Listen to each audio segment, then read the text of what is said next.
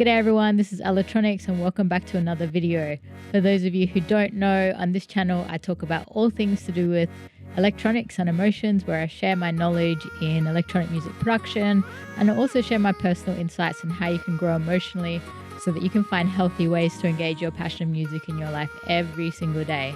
So if this is something that interests you, I really hope you enjoy the content that I post on this channel and that it benefits you in some kind of way.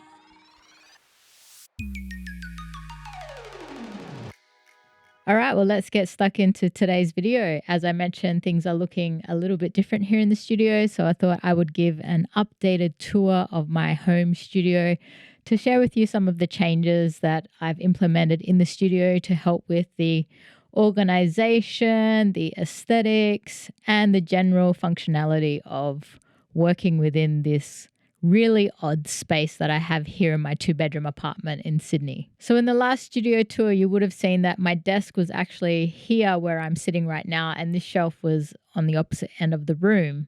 Since then, I did update it once before, where I moved my desk to where the camera is now, down that end of the room, and I had a 88 key Native Instruments piano here where I'm sitting. And I also had this shelf basically in front of my desk down there. Now, I didn't actually create a studio tour at that time when I changed it around then. But given that I have now a few more additions to the studio, I thought I would talk about what's changed and also how I've improved it from that setup. So obviously the biggest addition to this room is this awesome 2-seated couch that I'm now sitting on. I wanted to get a 2-seated couch because my studio felt really uncomfortable and it really wasn't inviting for anyone else to come in and join me in the studio.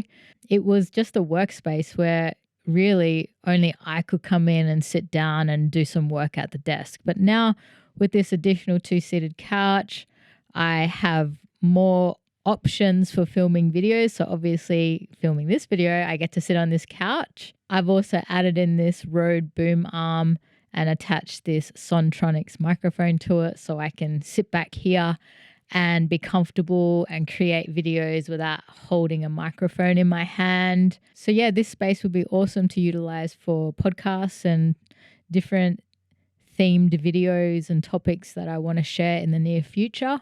Hopefully we can bring in some other producers and collaborate in the future in my home studio space, which I'm really looking forward to. Like, honestly, this is now my favorite part of the studio.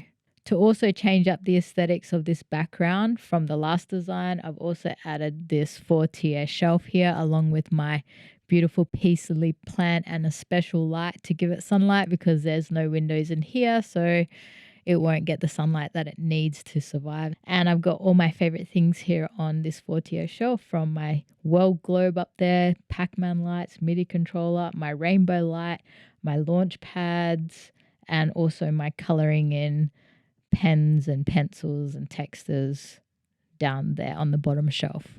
Moving this shelf here and this plant here has really kind of added so much more aesthetic to this background than what it was before. I just had like a white drawer there with not much going on. So I really love the new look of the background for my videos. And yeah, it just has a much more homely feel to it. Like, it's so much more relaxing and it just feels like more of a home now as well, rather than a workspace. Absolutely love this new addition and new space here at the back. It's just feels so much more fun, chill and relaxed, and I can't wait to make more videos here.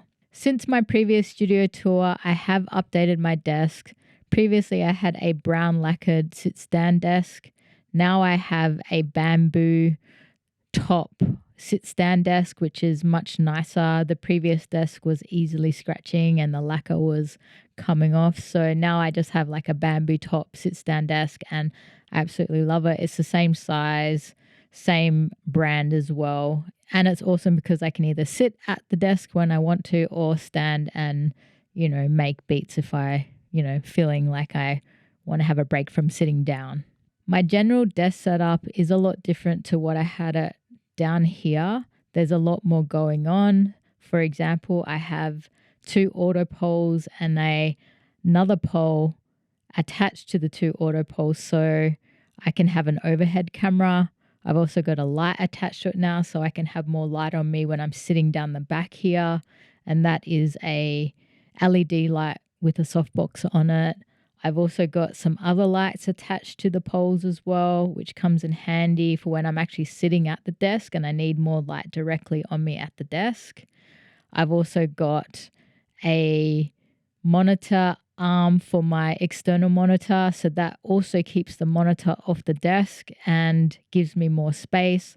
I've also got my external monitor for my Blackmagic camera attached to the monitor arm, which is such a massive help because I needed somewhere to be able to see my external monitor for the camera, and it just gets that little external monitor off my desk and gives me more room. On my desk, I've also got the A10 Mini Pro for live streaming. I have another boom arm with an Aston Stealth microphone attached to it for when I do videos at my desk.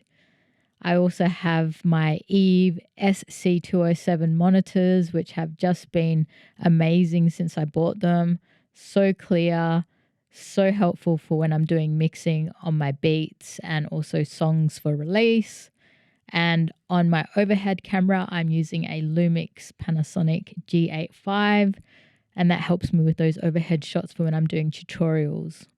For filming videos at my desk, I'm filming on my Blackmagic Pocket Cinema Camera 4K with an aperture light as my main light and another really cheap LED light that is unbranded from Kmart, along with an LED light that is attached to this shelf as my rim light. So that kind of gives me a separation from this background when I'm sitting at my desk, and you'll see like that the highlight here on my head, my side of my face and this side of my body. At the moment, it's set to a teal color. To help with the organization and functionality of this room, I have purchased a couple of new additions, such as this pegboard on this side of the room, where I have been able to make shelves for my MIDI controllers and also organize my cables and other things that I need to access on a regular basis. And then I also have a new charging station at the back there, which basically has a 3-tier shelf and also another pegboard attached to it with all of the film gear that I need to make videos. So I've got everything organized over there that is easy to access and that I can regularly charge batteries when I need to, and things are easy to get to as well. Things that I use regularly are easy to get to. The charging station, I must say, is something that I'm really proud of because it just looks cool and it just keeps things so much more organized. And I'm absolutely loving the pegboards because previously I had all of my MIDI controllers on the floor leaning up against the wall. And now that I have these pegboards, I'm able to get these MIDI controllers off the floor and on display. And it just helps with the organization, but not only helps with the organization, it adds to the aesthetics of the room as well. So it's really awesome to be able to organize the room and just make it look better in general. Really happy with these new changes that I've made this year. I think it's going to really inspire me in the next coming year to make more videos because I'll have a few more different options for spaces for filming. Like I said, I've got this awesome couch here now, 2-seated sofa where I can make some videos. I've got my desk where I can also make some videos. So it gives me a couple of different options, which I'm really excited about. Other than that, like everything else is pretty much the same in this room. I will say there are a couple of downsides to this room, one being the shape. It has its positives and negatives. The positives of this shape is that it's oblong, so it's not symmetrical, which means it's way better for absorbing sound frequencies and it's way better for the acoustics. But in terms of the setup, it's really hard to make this space work in terms of the placement of everything. So while it's really cool that I now have this cove here for this two-seated sofa, my desk is up that end, which means you see all of the cables in front of the desk. You can't really hide it because the desk isn't up against a wall. Like when it was here up against this wall, all those cables behind the desk were hidden. With the desk down there now, the only downside is that you see all of the cables, but really no one else sees them but me. Obviously, you don't see them. You only see what's in front of the camera. So it does make it look a little bit messy in that way. The other downside to this room is the airflow.